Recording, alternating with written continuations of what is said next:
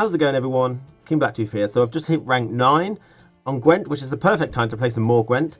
Now this video is about a proposed change from the developers, and I think it's a very likely change to come in. They want to stick it in, test it, see what we think, see if it's the right direction to go. I think it will solve a couple of issues, and I think it may even be in the build that I'm going to CD Projekt Red's headquarters to look at, to test. So I'm very sure it will come in at some point. And these are two changes proposed to weather. Now, at the minute, weather is used as a very offensive tool, and it kind of makes some deck archetypes a bit redundant. They're not good because weather exists in the way that it does.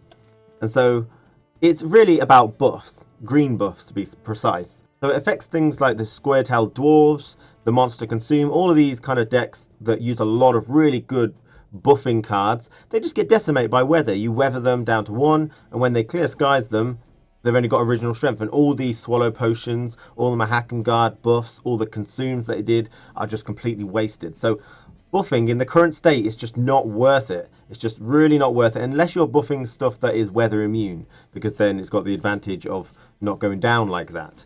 But it's just not worth it, and weather just runs rampant over those kind of archetypes that it just makes them not valid. And we also have very little tools to protect against weather either. We've got Quen, but it's very underwhelming. It doesn't kind of work very well because, you know, there are many other intricacies around it. Scorch, Dimeritium Bomb, Geralt, you know, all these kind of weird things. So it just kind of, weather just decimates those kind of archetypes. So what they're planning to do, the proposed change, is that weather now remembers all your buffs and all your wounds.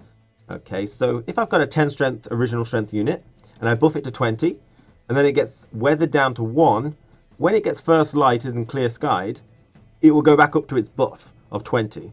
So buffs and wounds are all remembered. So on the flip side of that, if I've got 10 strength original strength and they wound it by 5 and then weather it and then I first light, it goes back to 5. So it remembers the wounds as well. Very much like the Ice Giant, kind of. This is going to really drastically change the game, and I think it will make dwarves and it will make monster consumes a lot more viable, to be honest. Dwarves, I mean, there's some cards that you just don't see anymore. Elven War Dancer, Hawker Support really doesn't get a look in because weather just decimates it, and this will allow those cards to come back in, which is great. And things like Kantursak, Axeman, I'm just excited about all these cards which, you know, just don't work because weather is so bad, but then it just works now, you know. Just 1 clear skies and you get all your buff back. You got the Champion of Champions. If you can get it off, then it doesn't matter if he gets weathered because you can clear skies it and he gets it all back. Oh, I'm getting excited now. But that's only one of the changes, okay? And there's a lot of intricacies there which I haven't been able to test. If we do manage to get it in CD Projekt Red headquarters to test it, then I will check these things. But as far as I know, it will remember all buffs and all wounds after. So if I got 10 strength unit and then we weather it and then we buff it and then we wound it and buff it and boom and like that, and then clear skies happens, it will remember everything that happened and put it to the right type of strength. Okay, it will remember everything that's happened while it's wounded and add that on to what it was before and stuff. Now this obviously raises the issue of how do we actually know what strength it's going to be when I clear skies. I don't know what strength it's going to be because loads of stuff has happened. And this is really just a UI issue, and hopefully CD Projekt Red, if they're putting this kind of system into the game, that they've figured out, they've preemptively fixed the UI to sort of give you more information, which is all we need to get this system working well and we feel good about it. It is a complicated system, so it's the UI's job to try and solve that issue. But don't forget that was only the first change, because that first change makes weather seem hardly worth it most of the time, you know. They are going to have first lights most likely, so what's the point of using weather most of the time? And, well, this is where the second change comes in, and this is the change to clear skies most importantly.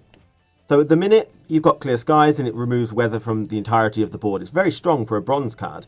You can have 3 of these.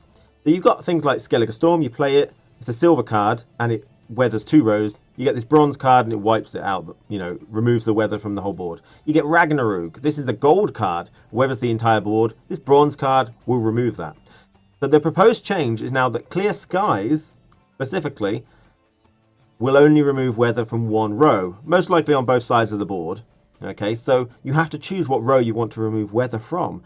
This really makes Skellige Storm, White Frost, Marigold's Hailstorms, Ragnarok, these multiple row weathers a lot more ferocious, really. Okay, because Clear Skies will only remove one row. So if you Ragnarok and you've got loads of stuff on the melee, loads of stuff on the ranged, or siege, sorry, like Skellige, then you can Clear Skies one of them, but not both straight away, and they could possibly lacerate the other one. Now, we may see introductions of silver Clear Skies, gold Clear Skies, that type of thing. But what are the odds that most people are going to take them? I don't know. You'd have to have some functionality in maybe other cards. But maybe Alza's Double Cross is like a double weather and I don't know. But, it is a strong change, and it makes weather more difficult, because you do have to choose what row. It makes the silvers and the gold weathers much more powerful, which is really, really good, because they will need that. So those two changes will drastically change how the game works, really. Some archetypes will become, very, very good again. And I think we'll start to see some cards which weren't played before. And that was really sad. And I'm glad we're going to start to see that. I can't wait to try the Clan Tursak Axeman. I like that card, but it was too not worth it most of the time. But now we can.